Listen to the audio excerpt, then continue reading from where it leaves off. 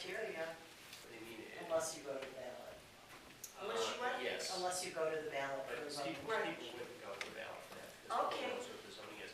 But that would be, yeah, but if somebody purchases it, if there's some developer who purchases the property, we had it, I know. Council could change You that did law. that, you had it? Yeah, just last November, a developer bought 15 acres Where? on the northeast corner of Boston and Broadview Road. Mhm. Okay. Hey, we're streaming right now, so other people can jump on the meeting, so let's say, give me a stay by. Thank you. Oh, So, damn. There goes this my money. developer bought this property with the contingency that he wanted to rezone it in townhouses. Okay. And we went to the November ballot, and the people Said no. said yes, Said yes. said yes. They did it. He's in the process of tearing down all the trees, putting his, yep, What is it? because he didn't need any variances to put the property in. So, there you have it.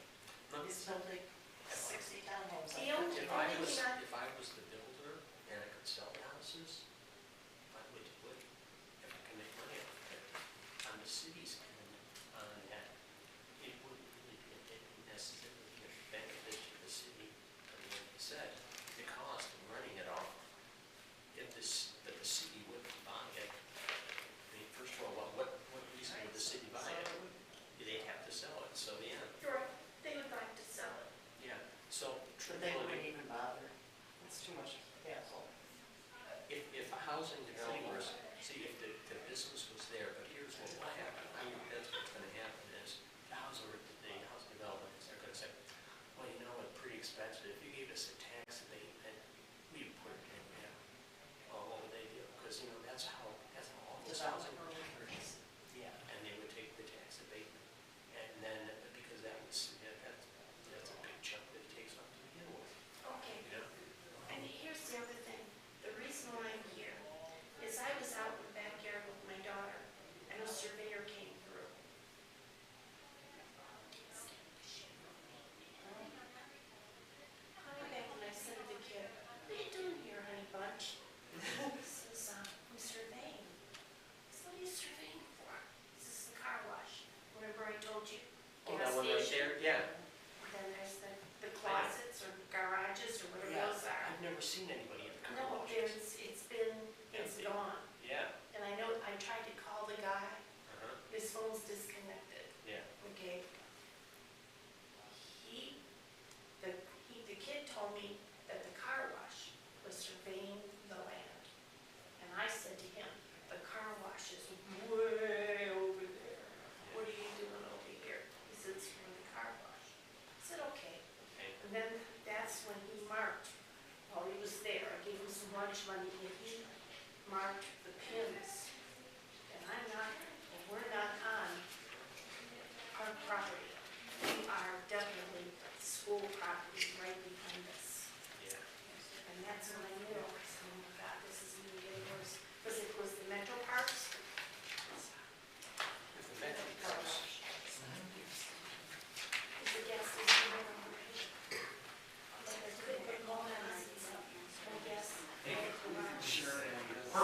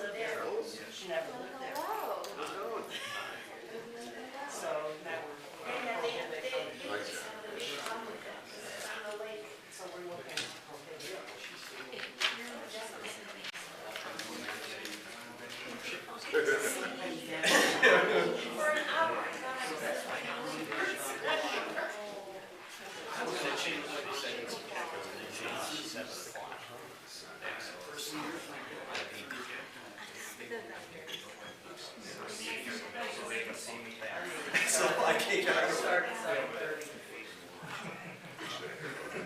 Just make sure. That's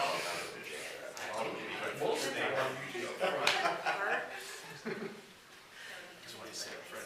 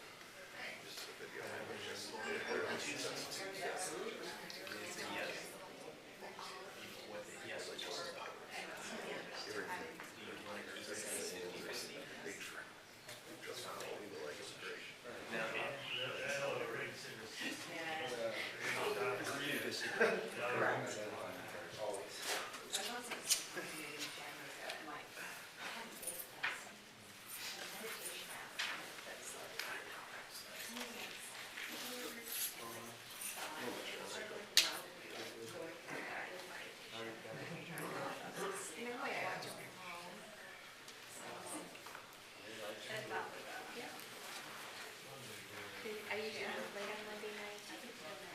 You see me when I talk to us?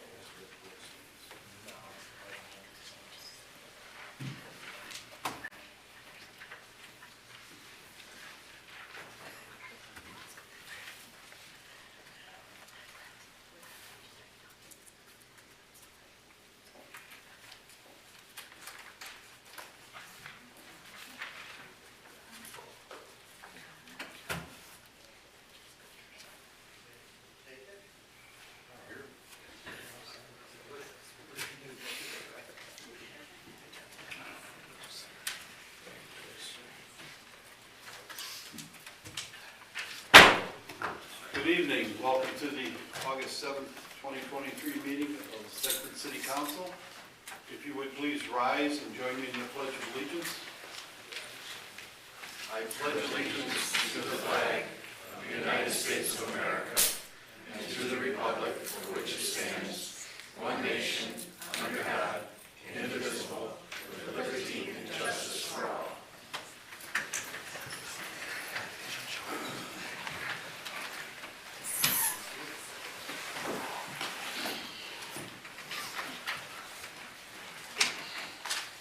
Clerk, call the roll, please. Smith? Here. Asbury? Here. Saunders? Here. Janutus? Here. Cochee? Here. You can have a motion to excuse Councilwoman Spinks and Councilman Fluharty by Smith, second by Asbury. Call the roll, please. Smith? Yes. Asbury? Yes. Saunders? Yes. Janutus? Yes. Cochee? Yes. Council, you have the minutes of the work session of June 26, 2023. Any corrections to that? Seeing none, can I have a motion for acceptance by Janutus, second by Asbury? Call the roll, please. Smith? Yes. Asbury? Yes. Saunders? Yes. Cochee? Yes. Janutus? Yes. And you have the minutes of the regular meeting of June 26, 2023. Any corrections to that? Seeing none, can I have a motion for acceptance by Smith, second by Asbury? Call the roll. Smith? Yes. Asbury? Yes. Saunders? Yes. Janutus? Yes. Cochee? Yes. And now we have a special presentation for our clerk, Tracy Simons, who has just gotten her Certified Municipal Clerk certification. And this is Helen Dunlap, who is, I believe you're the VP of the group? I am the vice president of the Ohio Municipal Ohio, Clerks. oh, very good. And let's go join them. While they're coming down, I'll begin my presentation. Good evening, Mayor Cochee, members of council, administration, and the members of the public. My name is Helen Dunlap, and I'm the vice president of the Ohio Municipal Clerks Association and the clerk of council for the city of Broadview Heights. The OMCA is the state of Ohio Municipal Clerks organization that is affiliated with the International Institute of Municipal Clerks. I'm here this evening to make a very special presentation to a member of your City of Bedford staff. IIMC was founded in 1947 and is a professional association with more than 15,000 members in the United States, Canada, and 15 other countries. Its primary goal is to actively promote the continuing education and professional development of municipal clerks through extensive education programs, certification, publications, networking, conferences, and research. IIMC also engages in municipal research administration, enhances critical professional skill development, and fosters a spirit of mutual assistance and good fellowship among municipal clerks around the world.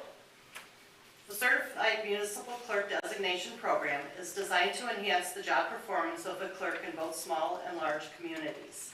To earn this CMC designation, a municipal clerk must attend extensive education programs. The designation also requires pertinent experience in a municipality. The program prepares the participants to meet the challenges of the complex role of a municipal clerk by providing quality education in partnership with 47 institutions of higher learning.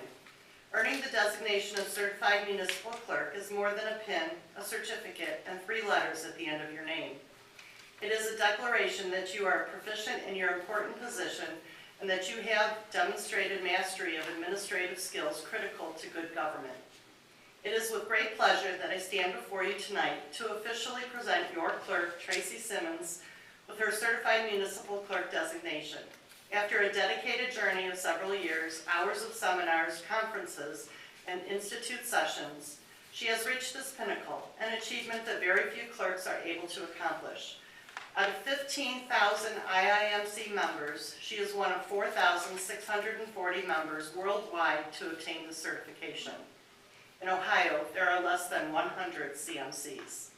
I know Tracy is dedicated to the city of Bedford and works very hard to do the best job possible for the residents of Bedford, council, and the administration. I know Tracy will continue to do a great job for your city, and I'm honored to be here tonight on behalf of the Ohio Municipal Clerks Association to present Tracy Simmons her certificate for achieving her certified municipal clerk designation.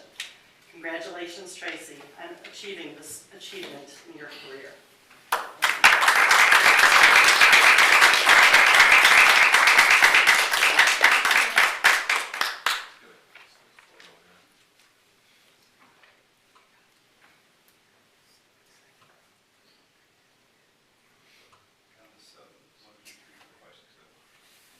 Thank you.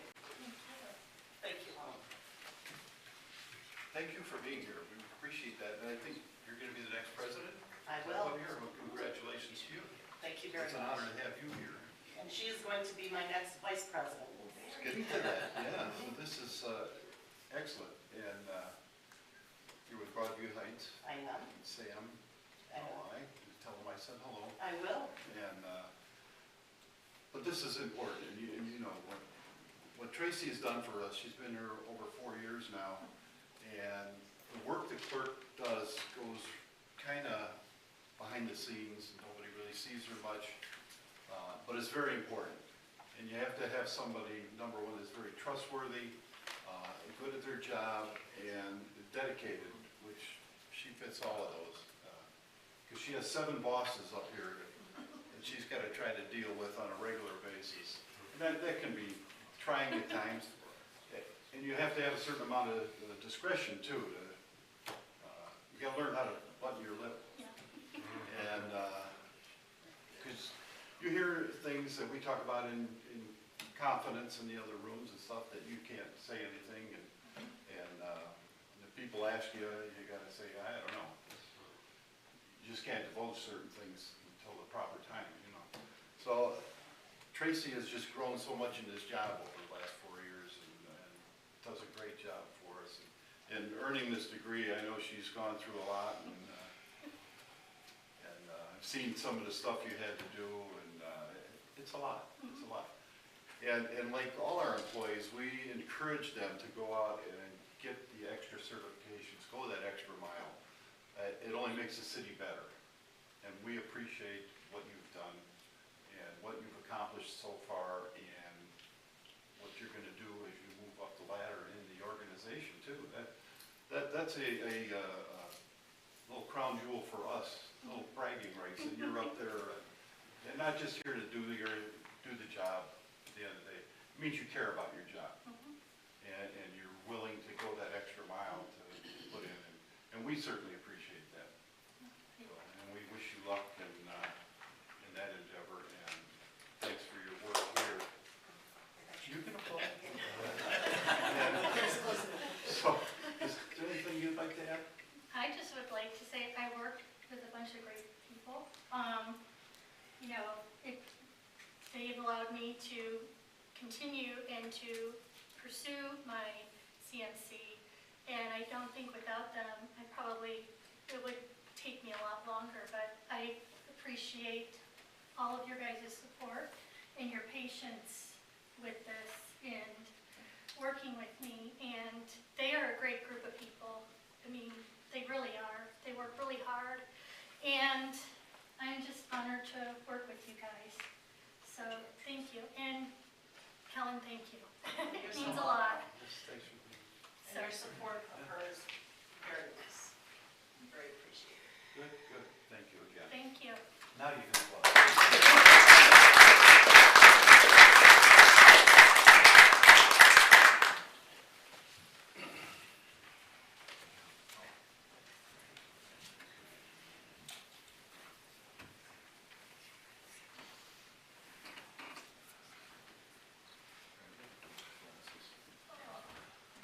Did I leave them on the?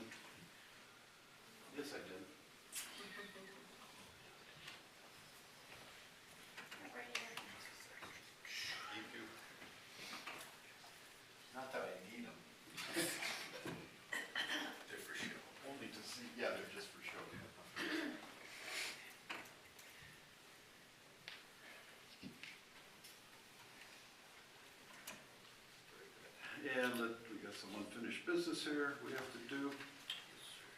Ordinance number 56-23. Is an ordinance enacting Chapter 1967 of the Codified Ordinances of the City of Bedford, establishing regulations governing short-term rentals, bed and breakfast inns, and Airbnbs within the City of Bedford, and declaring an emergency. And it's our wish to put this on second reading. I have a motion for such by Janutus, second by Smith. Call the roll, please.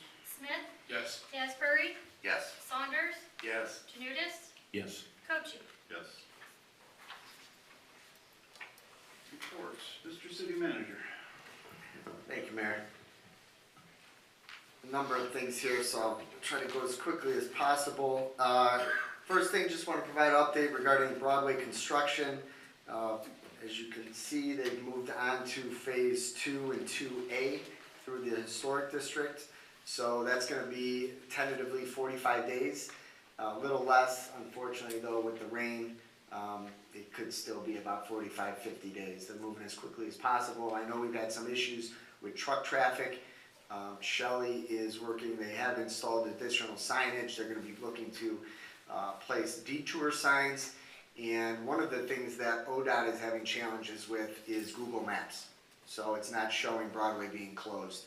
And they're working, their engineers are working to address the digital piece of that. So we understand that it's a challenge to the downtown businesses and residents in the area, but hopefully they get through that quickly. Also, last week, Lakeshore Electric, there was a company on Willis. For those of you not familiar with, they've grown to where they cannot expand any further at their current location. They have about 50 employees. They're looking to double. They did close last Thursday, I believe, on the purchase of approximately 8 acres in Tinkers Creek Commerce Park. So they'll be the second company that'll be starting construction shortly, hopefully within the next 30 to 45 days. And they want to occupy that space by next late spring, summer. We were actually, they were looking outside of Bedford, outside of Cuyahoga County, and we were able to connect them with the developer. So that was a good win, and they're very, very good company. So glad they're staying.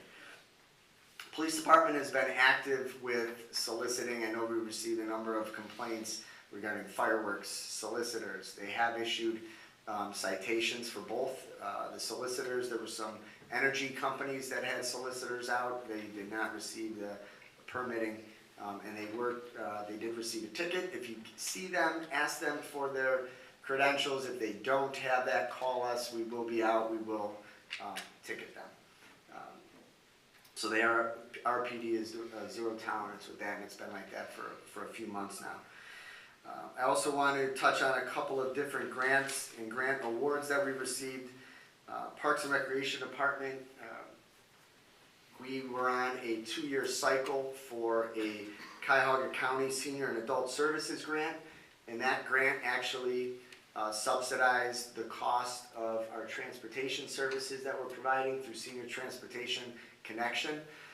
So those costs to the city to provide that last year was under $10,000, I believe. It's also covering the cost of expanded programming at the community center. All of the meals for the senior club is being subsidized through that grant as well.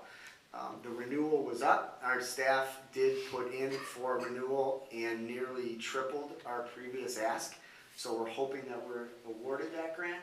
And what that means is we'll be able to do even more as far as programming. So we'll keep our fingers crossed there. The TLCI project is moving forward. There was a steering committee that was put together. That project is through a NOACA grant award that we received to do the study and planning for the pedestrian trail down Willis through Viaduct Park and establishing the bridge over Egbert. The big piece here is you have to go through NOACA's planning process before you're eligible for construction dollars. So that was a huge grant that we were able to get. That steering committee met 2 weeks ago, I think it was. And there will be a public meeting taking place to get input from the public. That meeting is scheduled at Ellenwood on September 13th at 6 p.m. All is welcome, and also keep an eye out for a public survey. That'll be going out online as well to get input from community members. Also, in regards to grant awards, I compliment our fire department. We received notification that we received a $1 million grant to replace the ladder truck. Our ladder truck is a 1992. We met earlier to discuss that grant award. One of the challenges is ladder trucks at approximately $2.5 million.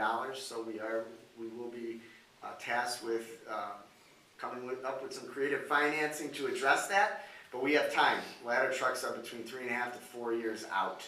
If we commit right now and we don't pay until we take delivery of that new vehicle. Those are somewhere in the range. Lifespan is 20 to 25 years. Ours is north of 30 years. It's a 1992. So it is due to be replaced. So kudos to the staff that worked on that project. The railroad, if you recall, actually it was about a month ago, they came in without notice and closed both crossings, West Glendale and West Grace. They started dropping new rail lines for an upcoming project. We had an issue with that. They know that we are not supportive of them closing both crossings at the same time. It's a safety concern on our end. They did reopen those, and they did circle back with us to inform us that over the next 2 weeks, they are going to be making the improvements now. They delivered the rails prior. These will entail, they're going to start on West Glendale. That will probably be closed between 3 and 5 days. They'll install the new rail lines. They will do the paving, and then that will be reopened. And then they'll move over to West Grace. West Grace will be between 5 and 7 day closure. They haven't given us the official start date. I would anticipate any day now, knowing how the railroad operates. We don't get much notice. But those are necessary improvements, and they will not have both of them closed at the same time, which is a good thing. Just a couple other dates. We have the State of the City coming up on August 29th, the Community Garage Sale on September 16th, and our second Shred Day of the year is scheduled for September 7th at City Hall. End of report. Thank you. Mr. Law Director. Well, thank you, Mayor. I just want to congratulate Tracy Simons for her accomplishment, and thank Ms. Dunlap for attending. I've had the pleasure of working with many of the people in your Browdy Heights Law Department in the past, actually all of them. So thank you for your time and effort. And other than that, I just want to welcome some of our fellow co-workers who are here. I haven't seen you guys in a while. How you doing, guys? And other than that, end the report. Well, remember to vote tomorrow, guys. You gotta vote tomorrow. Okay. Other than that, no report. Madam Finance Director. Thank you, Mayor. I just wanted to congratulate Tracy as well with her CMC designation, and that is all I have for tonight. Thank you. Thank you. Council, Mr. Smith. First of all, I'd like to congratulate Tracy on her graduation or her certificate. Secondly, I would like to say I hope that everyone has had a great, safe summer. It's good to see some new faces in the house. This is what we need to see. Shows that people are concerned about what we're doing here in our city. In the report. Thank you. Mr. Asbury. Thank you, Mayor. Mr. Montello mentioned voting tomorrow. It's a special election. Just want to let you know that Ward 2 only votes at Bedford High School. Wards 1, 3, and 6 vote at Ellenwood, and Wards 4 and 5 vote at Glendale. And that's supposed to be the permanent structure, the way the Board of Elections has set it up. Of course, that'll change, but for this election, that's where we're voting. Mike, I want to thank you and the Service Department for getting the Muni lots, the parking lot striped, the parking spaces. There was some concern down there that it was just too hard to see. So now they're nice and bright white, so I don't expect anybody to be parking outside the lines. There's no excuse for it, right? So a couple of the business owners downtown are very happy, so thank you.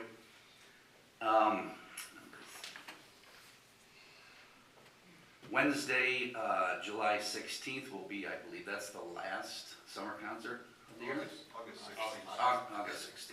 Why did I write July? We're in August, aren't we? Jewel Big Green will be down on the commons from 7 to 9, and I do believe there's a food truck there. Okay, so that'll be the last one of the year, August 16th. The weekend after that, August 18th through the 20th, Matt and Melissa Stewart's Cleveland Pagan Pride will be taking place downtown. Always a great event, very well attended, and they do a lot for the food bank. They collect a lot of food for the food bank. So if you can make it down from the 18th to the 20th, that would be great. And chipper service, week of, the next one will be week of September 5th, and that should be no, we've got one more in October. Then the leaves fall, we'll go to the leaves after that. So chipper service, week of September 5th, go ahead and call and get your name on the list. And first Friday will be the third annual Put Around Downtown, Friday, September 1st from 6 to 8 p.m. And I believe we have 10 holes this year. So it's a great time, there's a lot of prizes, bring your kids down, have some fun. Play a little bit of putt-putt downtown Cleveland, or downtown Bedford. I just saw the Cleveland sign flash before my eyes. And that's it, remember, get out and vote tomorrow. Thank you. Thank you. Mr. Saunders? Yes, I have a couple things that were brought to my attention here in the last week. First off, it's nice to see Harriman and Ennis paved again over where the water trench is. However, on Ennis, right before you get to Logan, there's a fire hydrant there. They had a huge pile of dirt, sand, or whatever it was for backfill. The front end loader chopped off a whole huge chunk of curb over there. You can't miss it because the grass is growing right onto the street now after they seeded it all. I don't know if we've done the final punch list on that project yet or not, but that section, it's only a couple feet of curb that they broke off with the front end loader. It would be nice if they could fix that little small section of curb. The resident over there is upset because she drives her tractor over it and she's hitting what's left of the curb. Anyway, and in the same exact area, almost directly across the street, is a huge sycamore tree over there on Ennis. That tree is totally hollow and it's dropping branches again. We took one out a couple years ago that was in the same state. I have a feeling this one needs to go too. So if you'd look into that, that would be great. And outside of that, hopefully everybody gets out and votes tomorrow. It makes, whether you vote yes or no, it makes one heck of a decision as to how the Ohio Constitution ends up. So get out there and get your opinion heard by voting tomorrow. Thank you. Thank you. Mr. Janutus, all by yourself over there. Yeah, I get some elbow room. Stretch out. Well, hello everyone. I hope everyone's enjoying their first ripe tomato. Maybe not though, but see, this is like the best time of the year for me because of that. I'd like to congratulate Tracy for all that she does, but also, taking the extra initiative to really further her skills and abilities and network. It's very important to network in her position because she finds out what all the other cities are doing and she does surveys and whatnot and is in touch with a lot of people and it's just really gratifying, especially that she's taking the initiative to really further what she does, and she deserves a lot of credit for that. So congratulations. Of course, there's a lot of good things going on in the city, and you'll become aware if you come to the State of the City and as Mike mentioned, and also the discussion of the expansion of the commons. So there's a lot of good things happening in the city.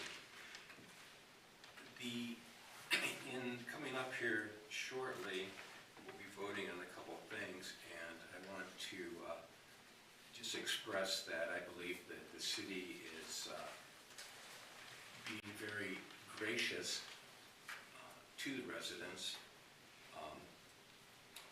in sight of probable costly repairs that may have to be done to the water plant moving forward. And but the city has decided to not raise our water rates and not raise our sewer rates, and they could just do that automatically as just a matter of course. And but they've decided that they weren't going to do that. And I want to thank Jennifer for her consideration.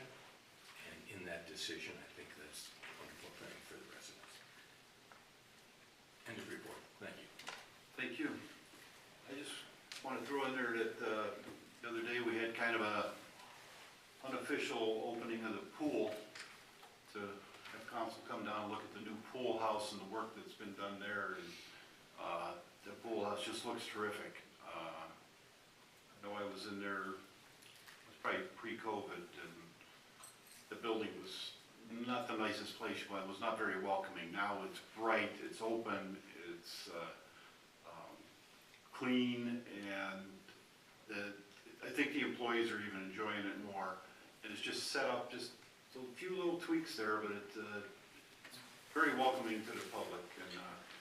And I want to thank Rec Director Mike Callahan and his assistant Bob down there. They did just a terrific job of getting that thing done.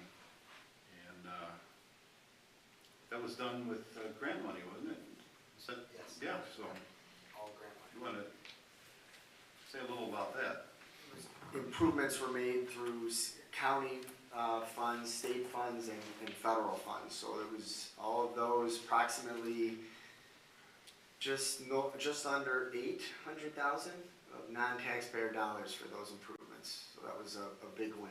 And Yeah. it's a good place for the community and the kids and the adults. It's just much needed improvement. And it's even better it was funded the way it was. Yeah. And we thank the administration for getting those grants, because that doesn't come out of yours and our pockets, come out of the grant funding. Also, we had a meeting with some folks from Excelia up there on Northfield Road, the pharmaceutical, and they're having a wonderful problem. They can't get enough employees because they're expanding. So, anybody wants a good job, have them contact Excelia up there on Northfield Road. They're hiring, and in the near future, they have one product line, they're opening a second, and they have room for a third and fourth. So they need people to get up there, and they've really come a long way, and to replace that other pharmaceutical was up there, who shall not be named. So if you know anybody looking for a job, stop up there or get online and see what Excelia has to offer. And with that, let's get down to business. Our first motion is just a yes or no regarding a planning commission decision.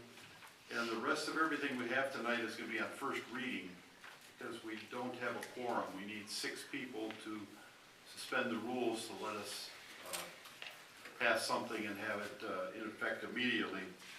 So we're only going to do a first reading on all these items on the agenda. And we will be having a special meeting, pretty sure we're going to have it on this Thursday at 6 o'clock right here. Just to come in, we need to pass some of these when we're sure we have enough people here to pass them. It will be a meeting for only those pieces of legislation that need to be passed immediately. Some of them have to do with money and deadlines and all that. And we need to get them done. We can't wait until our next meeting in September to get that done. So like I said, that'll be Thursday. So let's get down to business, and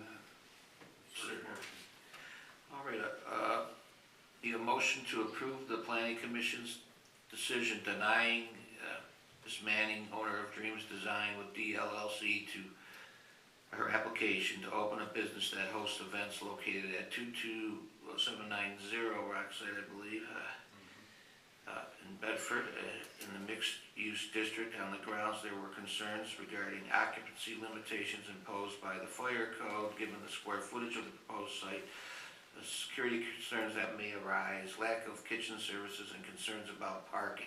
If you vote yes, that means you agree with the denial. If you vote no, that means you don't agree with it, and she gets to move in, or proceed with her application.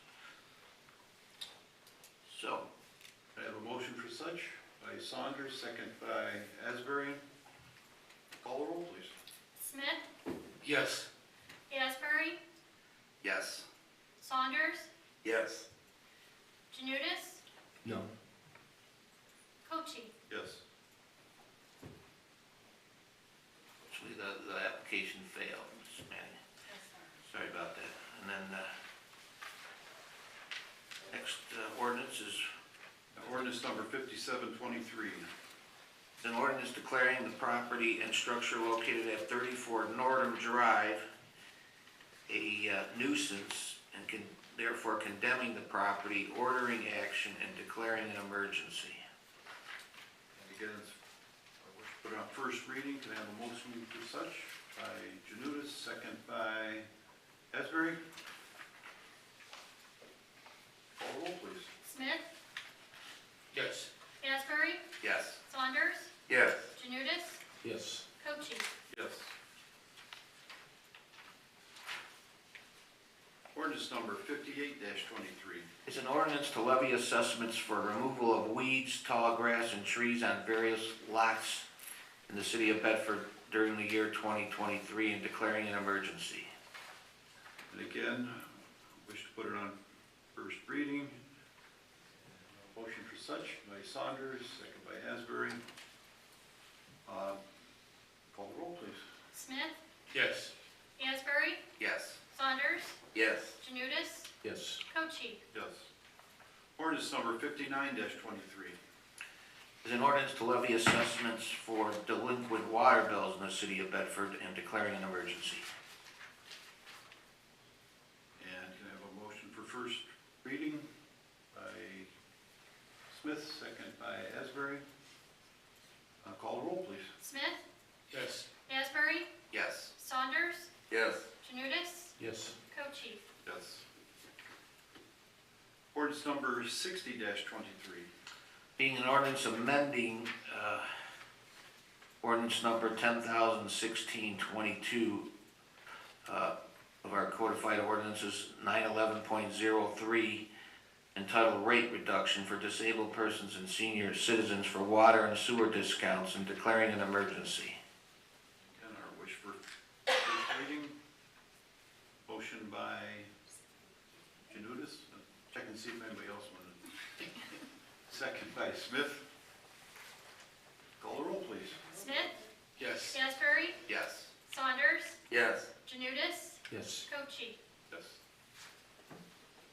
Ordinance number 61-23. Being an ordinance amending ordinance number 10,017-22 concerning sections 913.02 entitled Sewer Rates of the codified ordinances of the city of Bedford as related to sewer rates and declaring an emergency. And motion for first reading by Asbury, second by Saunders. Call the roll, please. Smith, Yes. Asbury, Yes. Saunders, Yes. Janutus, Yes. Cochee. Yes.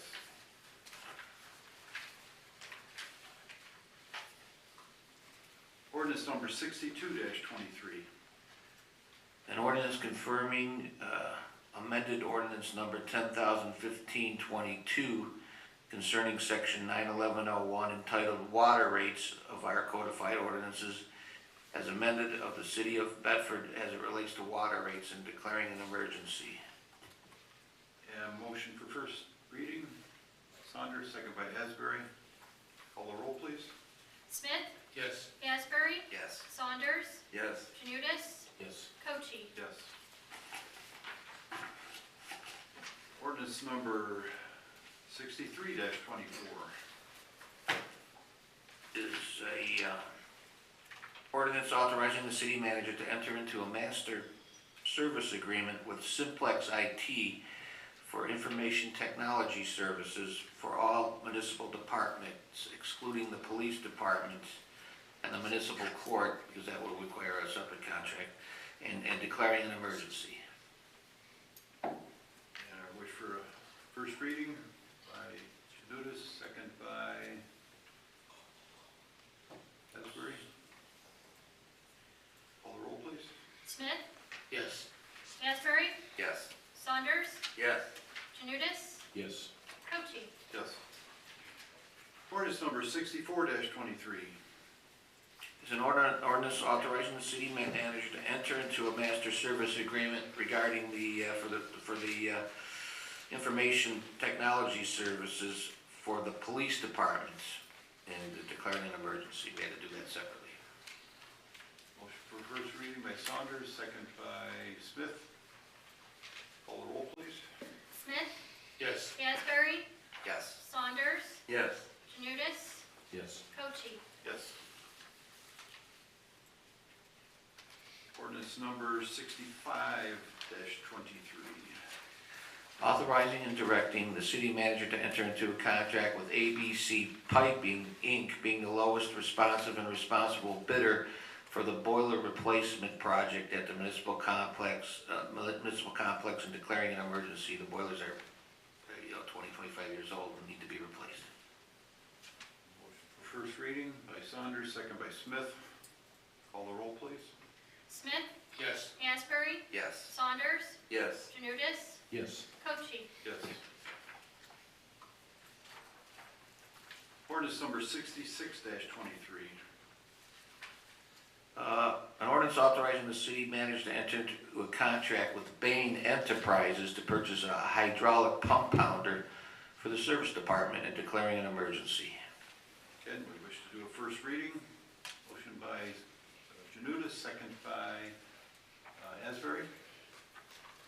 Call the roll, please. Smith, Yes. Asbury, Yes. Saunders, Yes. Janutus, Yes. Cochee. Yes. Ordinance number 67-23. Authorizing the city manager to enter into a contract with D.E. Williams for electrical upgrades at the Bedford Commons and declaring an emergency. Again, wish for a motion for first reading by Saunders, second by Smith. Call the roll, please. Smith, Yes. Asbury, Yes. Saunders, Yes. Janutus, Yes. Cochee. Yes. Ordinance number 68-23. Authorizing the city manager to enter into a contract with Campo Residential and Commercial Exteriors to replace the roof on the gazebo and train depot at Bedford Commons and declaring an emergency. And a motion for first reading by Janutus, second by Asbury. Call the roll, please. Smith, Yes. Asbury, Yes. Saunders, Yes. Janutus, Yes. Cochee. Yes. And ordinance number 69-23.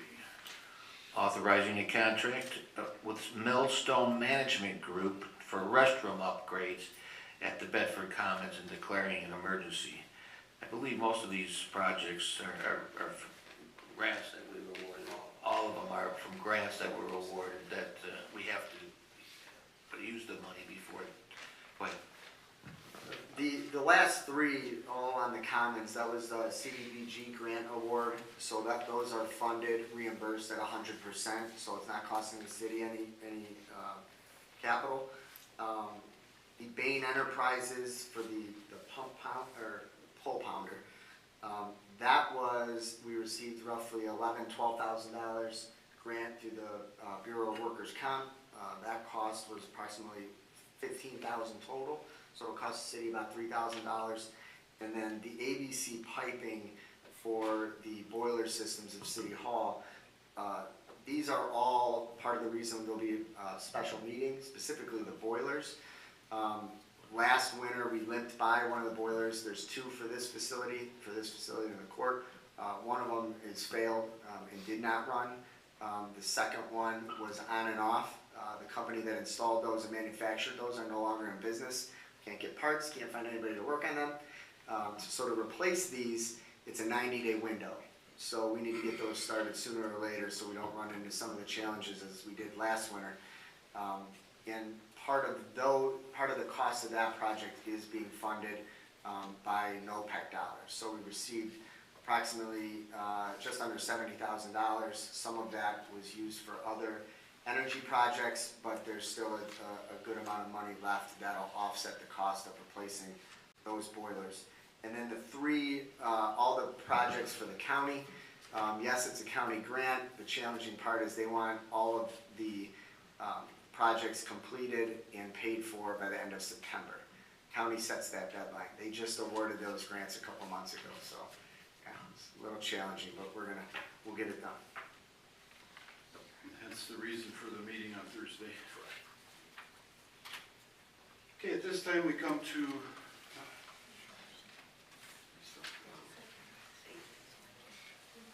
I didn't do the second on that? Oh, I'm sorry. Need a motion for the first reading for ordinance 6923. By Saunders, second by Smith. I'm sorry, I didn't jump ahead of myself. Call the roll, please. Smith, Yes. Asbury, Yes. Saunders, Yes. Janutus, Yes. Cochee. Yes.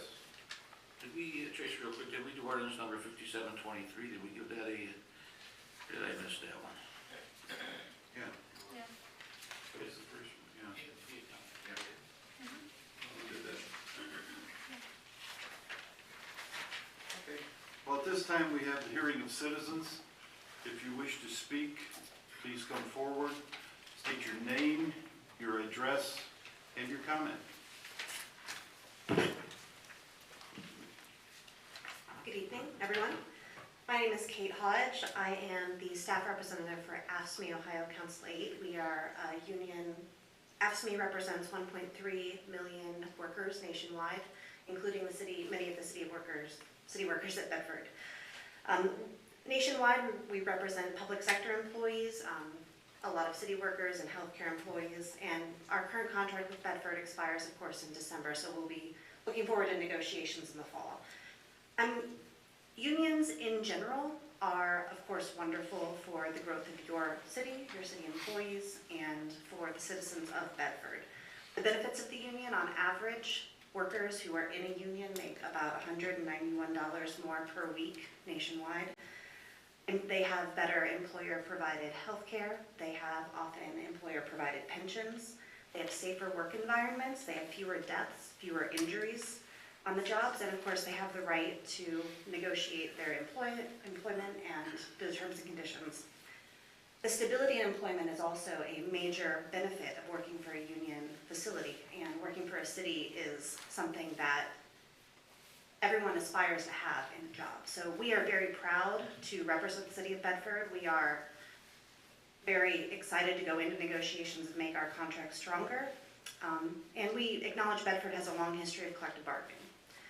With that said, I'm here tonight to really amplify many of the jobs that are available in the city of Bedford. Certainly they have been posted online.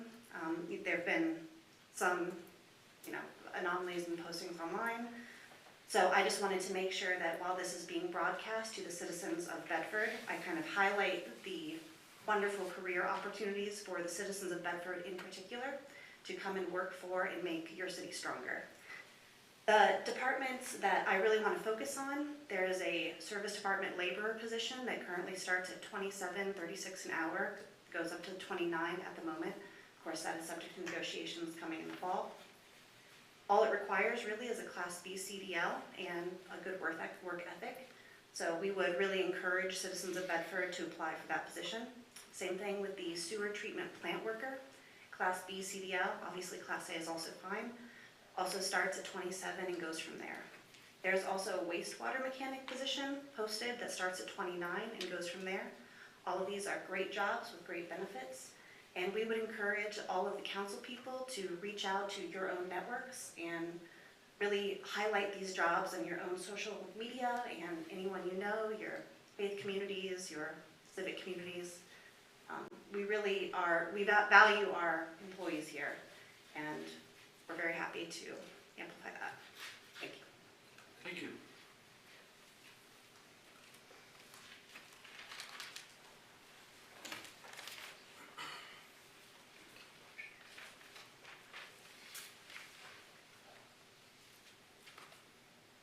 My name is Michael Green, 695 McKinley. I was wondering what's going on with Walmart. It's sitting empty, and it's sitting empty for quite a while. It's occupied. It's occupied There's now. a business in there, you make fiber optic cables or?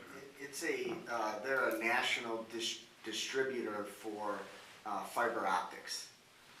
So it is, I believe the company's name is JD Hutco. So they take delivery of that and then they distribute it to much of the northeastern part of the country, I believe. I don't know their specific radius, but that's where they distribute out of. Okay, I have one more question, Ron. What's going on with the Bedford Historical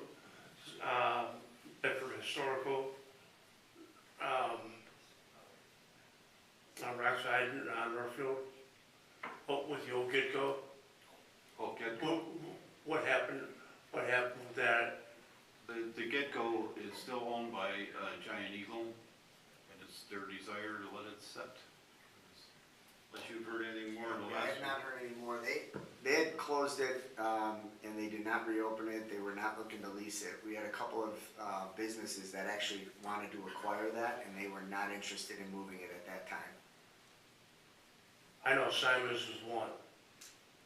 That wanted to buy it? Simons wanted to buy it at one time. I don't know about him. I know of a couple others. I know one of them was an auto dealer. They were not interested in selling it. I can't force that, but. That I know of, they don't own it anymore. That's what I work for them, so it's like, Well, that's interesting. so I don't think they own it anymore. So, it's sitting there, and it drew a lot of people in there, and a lot of businesses. And the only reason they're gonna say they shut it down is because they said the pumps were there weren't a lot of pumps.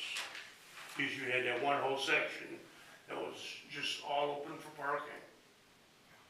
And if they would've had more pumps in there, that place was constantly busy, 24/7.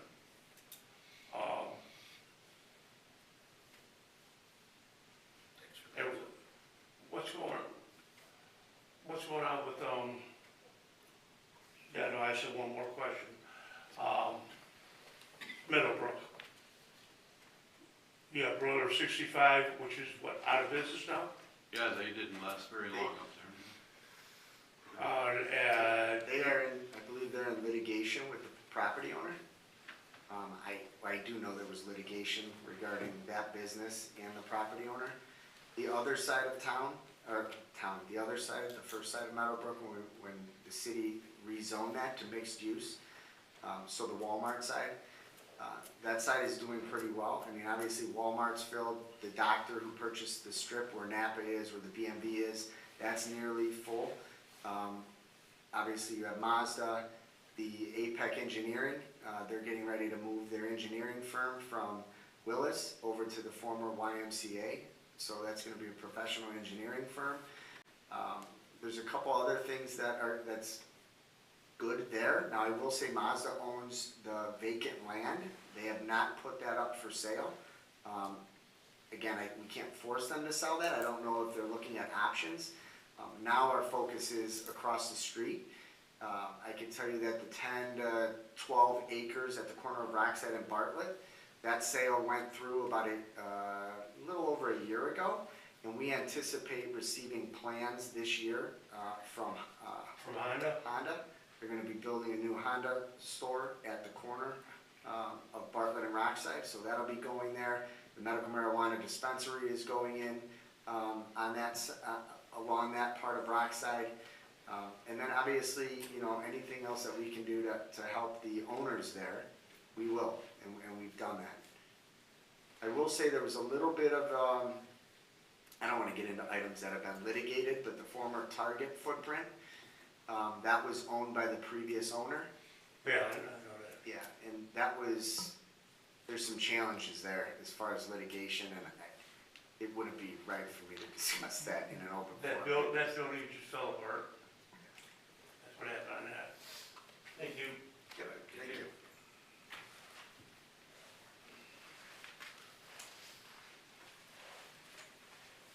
Hello, my name is Austin Reed.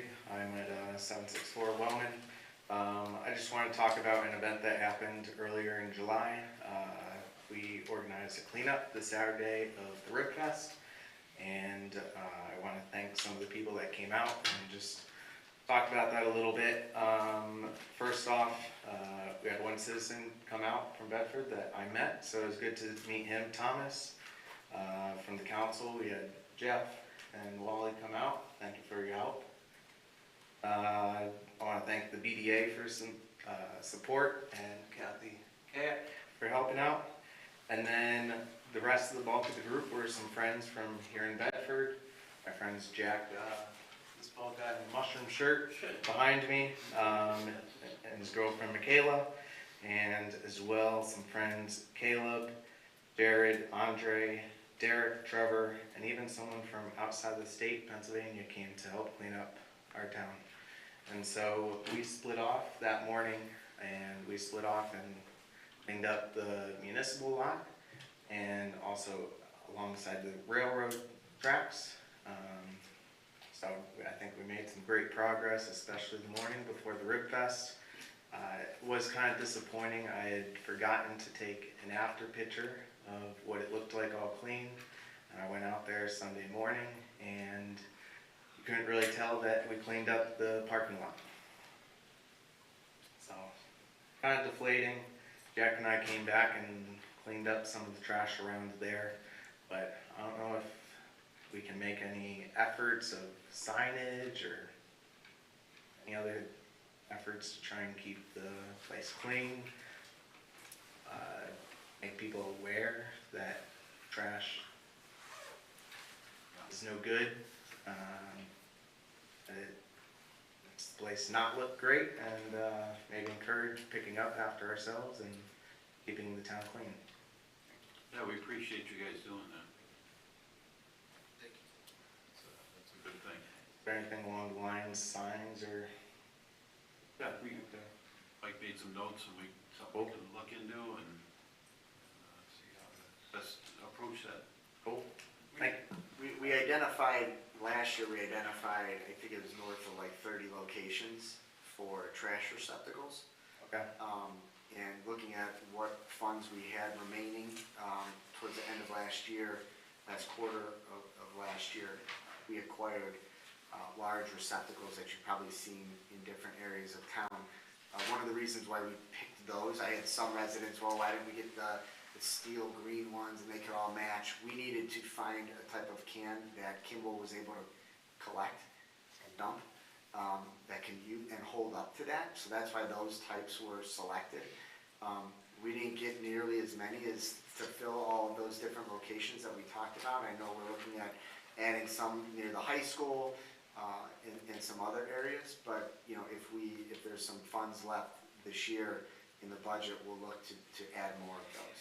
Yeah, I think even signage to keep people aware that don't do this. I think it's common sense, but I think most all of us do. But I had one more thing, talk about what's happening with, I don't know, is the city interested in that lot between Wellman and Northfield? There's 8 acres of forest out there. I didn't know if the city was... On Vale? Yes. On Vale. So the city's not interested in purchasing that. I will say that I've had some discussions and had some conversations with the realtor as well as one interested party, and then some neighbors in the area. Just, you know, I think it's important, and I think it's fair to say, I could speak for Mayor Kochi and Councilman Janutus. We're in support of, and we want to make sure that that green space is maintained, and that it's not acquired, and we wouldn't support any type of developer coming in to try to put 20 homes back there. I know that was discussed in the late 90s. Actually, I believe City Council and Planning Commission voted that down. And I believe, I don't want to speculate, but I think the idea is we want to make sure that we preserve as much green space as possible. So although we're not in the market of purchasing that to just hold on to it, I've conveyed that with the Realtor. And I think when that property was first listed about a month ago, they were listing it. The listing stated they were targeting developers looking to build multiple homes on the site. That listing has since changed, and they're now focusing to find one homeowner that will build a home, and that will be 1 8-acre parcel. Okay. Oh, thank you. Thank you. I would like to say, if I may, I'd like to thank Austin Reed and his friends, and so many of them came from outside of Bedford. And really, I tell you, a group of guys, they were enthusiastic. In a couple hours, they had the whole downtown cleaned up. Behind the buildings, by the railroad tracks, over on the other side, and it really looked nice. And you know, you shouldn't be discouraged if it got messy again, because it's still a lot cleaner than it was. And the thing of it is, with cleaning up trash is, if it's clean in the first place, people are less liable to throw trash there. When it starts accumulating, everyone's throwing trash there.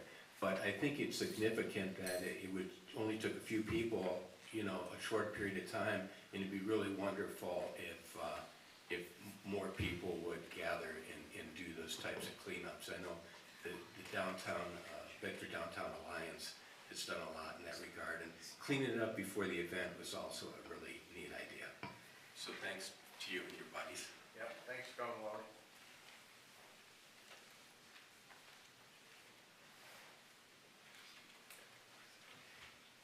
Kathy Williams, 491 Lamson. It's been quite a while since I've been here. I know. Welcome back. Thank you, I'm back. First question I have is, our building department, is it in-house or is it still outsourced? In-house.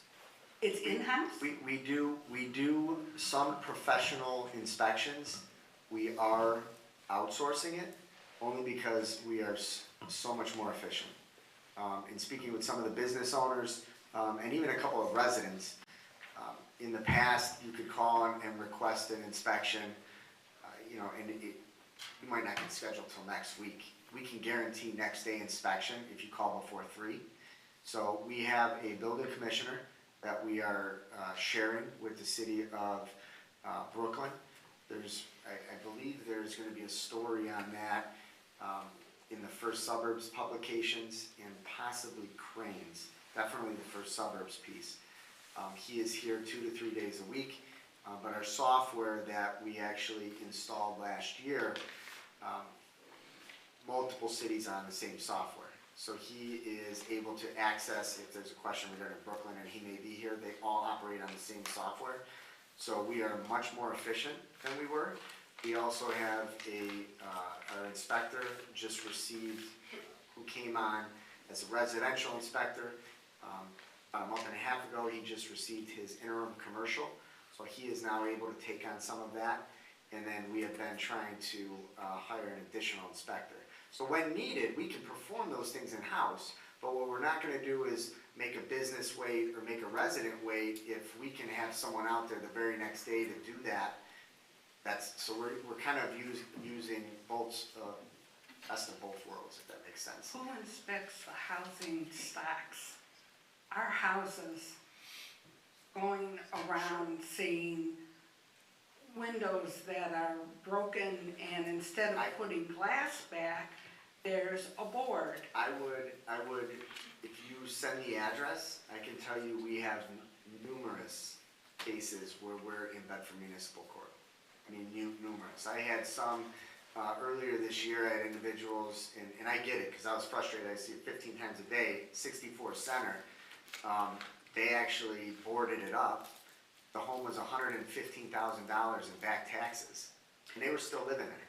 And that's, And how do you collect the back taxes? You don't. Never, or does it take forever? No one's going to turn around and pay, it just won't. The home was in very poor shape. The city actually went over there, they smashed, that front window was smashed, and they actually stuffed it with a sleeping bag. They didn't repair it. And when they left, we actually boarded that, painted it, but that home is coming down. 52 Center's coming down. There's a developer that has, I believe his last large project was in Ohio City, where they put up a number of very nice townhomes. He's looking at some of that. But the city's gonna own all that. It's going through the land bank through a tax foreclosure. But my point is, if there's a home that's sticking out, or if you see something like that, contact us. I'll talk to you after the meeting. There's a good chance that they've been issued notices and cited, and it runs through the court process, and sometimes. So they get the letter, they do what they're supposed to do. Does somebody go back to see that they did all of it? Yep. They do? Yep, Okay. there's follow-up inspections, and understand, before we can cite somebody, they have to get 3 notices. So that's the other, from our end, we get frustrated too, because city sends you a notice and you boarded up your front window. You know, you have 30 days to address that. If you don't address it, our guys out there the 31st day, you're getting your second notice. And then that's another time period. And then you get a third and final before we are able to issue a citation. So 90 days. We've had discussions with the court, and the judges have been they understand it. By the time it gets to court, we've been after individuals for months. So that's when we years and years, the judges and magistrates have really done a good job. Years ago, there'd be instances where it would get in front of a magistrate and he would grant someone, well, I'll give you 60 days to address it. And, well, they've already had 90. And we've had in our conversations, and even John sees it up there in prosecuting them, when they get to the court knows we've exhausted everything that we can do, so we're trying to get it, let's get it addressed. Okay. But send me, if you have some addresses, send it. Okay. We try to, our goal at the building department and how we've structured it is to be more efficient and more business friendly and partner. And the delinquent taxes, that is the county? So we have a list, and this is not just Bedford, this is countywide. If they put something out a few years back, which you would have an individual that would be back on their taxes, and they would go downtown, and anybody could enter into a payment plan, right? Like, I owe 10 grand, I need to be on a payment plan. The county would, okay, you make one payment, they'd put you on a payment plan, and then that was the last payment they'd made, just to get it on a payment plan to avoid a foreclosure. And then they would sit on it for another year and a half. County's like, we're gonna foreclose on it, can I come down and get on a payment plan? That was recurring. Yeah, there's 16 And they've changed that. pages of it. Since they've changed that, you get one bite of the apple on a payment plan. The county has made efforts, they were out at a meeting a few years back as well, getting the information out, because they understand, just like we understand, like sometimes people, there's challenges, they get it, and they want to speak with those individuals. Unfortunately, there's some that, if they're a complicated, I don't want to say piece of real estate, or if there's probate issues, it goes to the bottom of the pile. And I can tell you the pile at the countywide, 50-some communities, it's significant. And are there homes in Bedford that are 6 figures of back taxes? They are. And are the individuals still living in them? They are. And it's frustrating, but we've strengthened our relationship with the county land bank, who works very closely with the county prosecutor's office. So if there's a home that might be vacant, but it's still owned by an entity, and if we can't get movement on it, they've worked through our relationships to kind of expedite that and get that to the top of the list. We've had a couple, 64 Center was one of them, 125 Powers, 125 or 24? 125 Powers was another home that, I think that one was 94,000. We just acquired that, the city, we demolished the home, and the adjoining property owner is paying for that demolition, and he's gonna be expanding his yard. So there's some good things, but unfortunately, there's some that are still a challenge. But if there's specific addresses, let me know, and we can check on it. And if there's some that, I'll be the first to admit, could there be some that slipped through the cracks? There very well may be, and we'll get out there and inspect it tomorrow. Okay. But yeah, we weren't gonna just turn over, we want a building department in-house, but we also had seen how we can be way more efficient in certain aspects. If a business is doing a project. Well, I could see businesses, you outsourcing it because of it being a business, but when it's the actual housing stock, you have to have somebody here Oh, yeah. that just doesn't drive by, get out of the car and walk around the building, because I know you can't go in. Well, Can you go, you can't even go back? Just to be clear, the city is not permitted to go on past the sidewalk. Oh, that is ridiculous. It's crazy. So you're not allowed Is to. that from the lawsuit? That's an existing, that's private property. You are not permitted to go on. If I will say from a resident that, I spoke with a resident on Henry last week, that there was a home, some challenges on William, and he granted us permission. He's like, come in my backyard, you can see it. And we do that. We go to neighbors' properties. If they let us on their property to see it, we do it. But we cannot enter a home.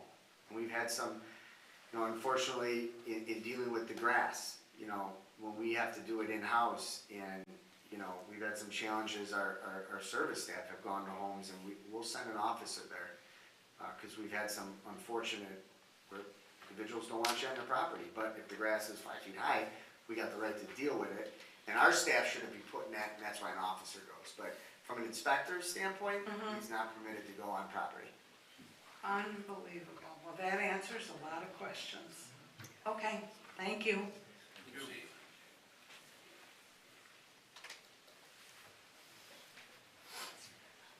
Hi, y'all. Denise Hall, 30 Ennis Avenue. Y'all saw me last year. I went to dog park. My sister died. Life's got in the way. Got a new knee. Been on the phone with Coachy. Y'all, about 2 months ago, Step over so they can pick you up. I want to show y'all what I have to walk down the street with. About 2 months ago, it was a bad dog attack. I'm gonna talk this way because y'all know how he gets on my nerve. I had a bad dog attack where this dog at one property and this dog at another property across the street, they got beef. I don't know why, they both night dogs, but this is a dog-friendly neighborhood. The dog, the little white Poussin, ran out to the door, and the pit mix snapped them and grabbed them and slammed them, lacerations, all that kind of stuff. It was really, really bad. The police was involved and all that. So these people live across the street, maybe 2 doors down, and then these people live 3 doors down, and my dogs go out. And I only feel safe with this. Look how this is. That's how I feel safe walking down my street. Y'all see me every morning, 7:15 to 7:45, at night 5:15 to 5:45. I'm walking down the street like this, making sure a dog don't come. Get my dog. My sister died. She had a dog, so now I got 2. I need a dog park. Again, I shouldn't have to drive to Twinsburg. This gentleman here was talking about the bad lots that we have. Coachy, I'm always on the phone with him, I love him. So we talked about the get-go. we talked about the Middlebrook, or whatever that is, how the guy refusing to sell the land. I was kinda happy to sit here to hear about some properties that we just acquired, what we own. I just want a baseball field, half for the small dogs, half for the big dogs, couple of fountains, gated in, little ramps and stuff. We have beautiful land here, why can't we use it? Something around here is ours, that shouldn't cost us anything. And I want a dog park, we want a dog park. You can't walk down Bedford hardly anywhere and not see somebody walking a dog. I shouldn't have to walk. And I only go from the Snow's house, my house, the Hickman's house. I'm only talking about 3 houses. I'm scared to walk any further in my neighborhood where I'm paying taxes at. That's the first thing.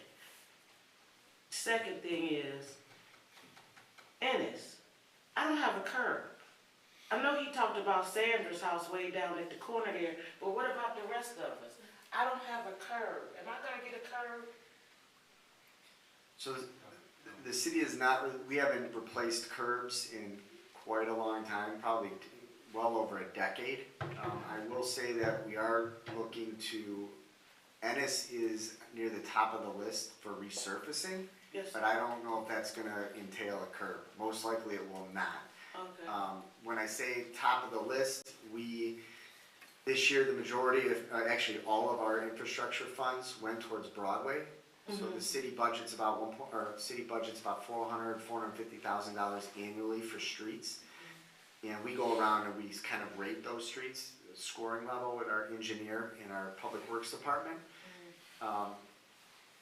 Ennis was up there, Harriman was up there. In a perfect world, we would have repaved those after we did the water lines. Unfortunately, Broadway, we had to contribute 1.3 billion towards Broadway. So we didn't have funds for this year to identify streets. That could be next year.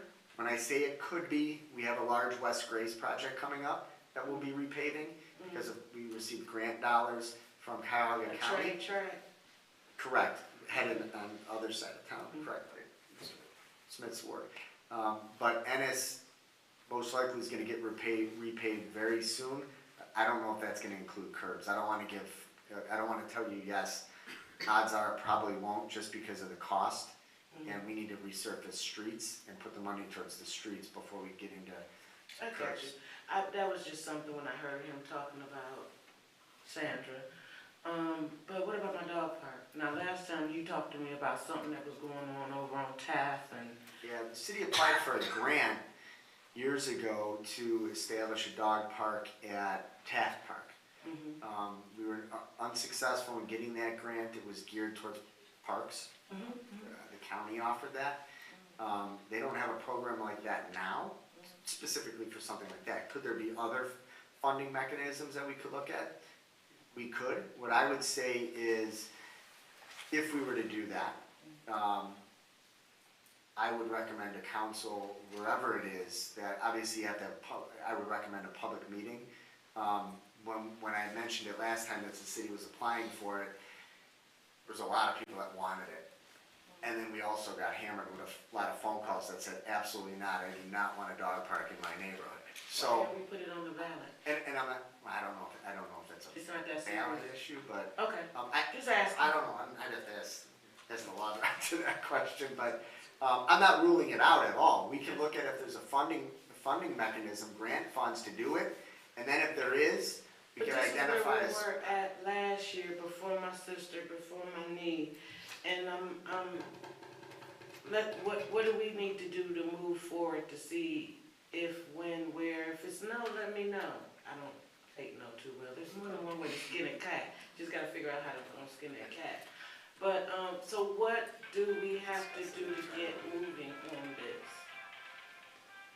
I think that we can discuss that internally here and then look at possibly locations of where one would go. And then if it's something that we know that there's funding for, I would recommend having a public meeting for that immediate, let's say that ward. Okay, And then if it's supported, then we would go after the grant funds. We'd like to go after and spend other people's dollars before we spend our own. I get it, it's more for But I will- tax dollars. We can talk about it and go from Okay, there. thank you guys. I'm sure If you you, got the if, pool and down if you there. could, after the meeting, if you could I just got a quick question about your incident. Okay, no worries. Excuse me. Thank you.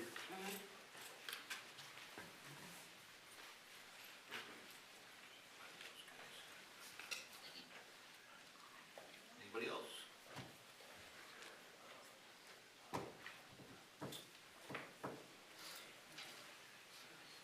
Mike Wolverine again, and 695 McGinley. And she mentioned about the dog park. They did away with the baseball diamonds up at Taft. They haven't used them. They haven't been used in 2 years. And they did away with the basketball hoop because of supposedly bad language was going on, and the neighbors, I can understand some of the neighbors, if they complained.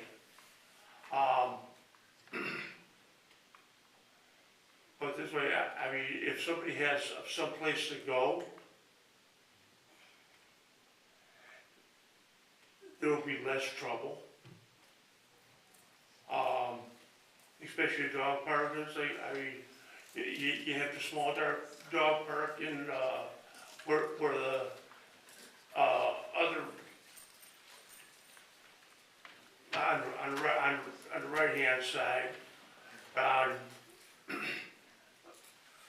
Taft, going on the back side of, the pavilion. And you could have a bigger dog park on the left-hand side. And I don't see where that would be a real problem. Yeah, you said you wanna go after somebody else's money besides ours, and use ours instead, and use theirs instead of ours. I know that there used to be a basketball hoop. I mean, well, there was a basketball hoop that was there, that was asphalt down, and now it's all grass. They just let it grow. I'll mention one item, if you don't mind, I'll just let you know if anybody else had questions too. Earlier this year, I had asked our Parks and Recreation Director to do a park-by-park assessment. So there's a lot that goes into that. You know, a lot of these playground pieces of equipment, in some locations were underutilized, some were damaged to where they could be non-compliant.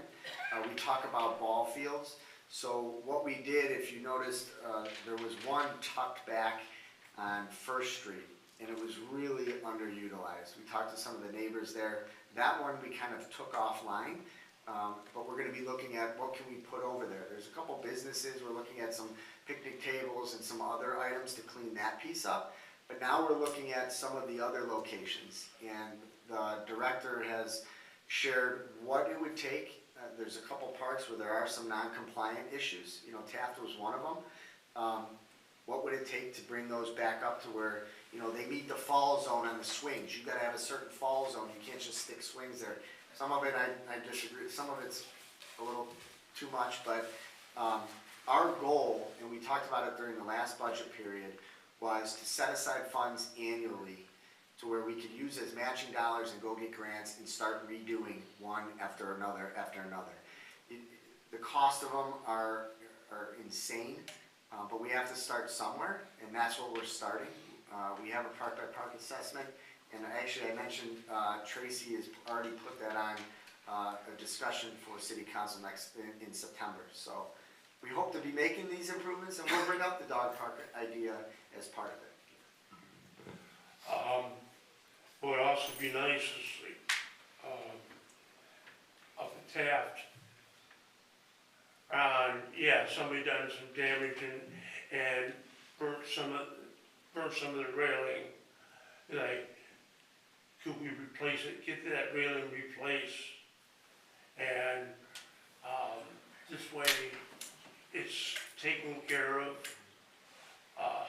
We're gonna go to the water director, but he's bailing out. I drank too much water. The typical water director is bailing out. But no, We'll look at that. but no, I mean, this way, that could be, it could be a public,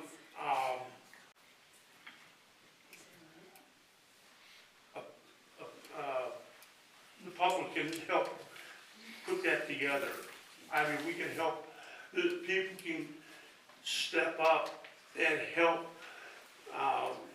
rebuild that railing. And it wouldn't be that hard. It is, you just have to get people to be willing to take pride in their city. And I have no problem being here. I enjoy Bedford. I've busted Mr. Coachy's shop for a long time. He was known as part-time vice president, John, when Stan was here. But no, but if we had, that could be done, it would make things a lot easier. I don't know if the one on, that one, is that one getting used, that baseball diamond? Ellenwood? Yeah. Yeah, that one, that one's getting used, but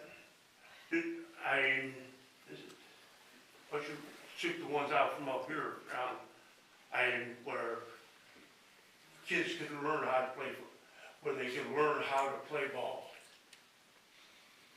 Yeah, they stopped using them, there weren't enough kids to get a team.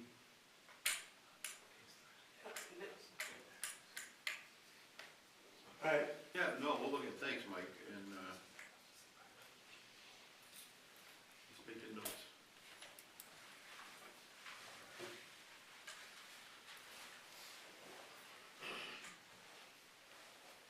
Anyone else?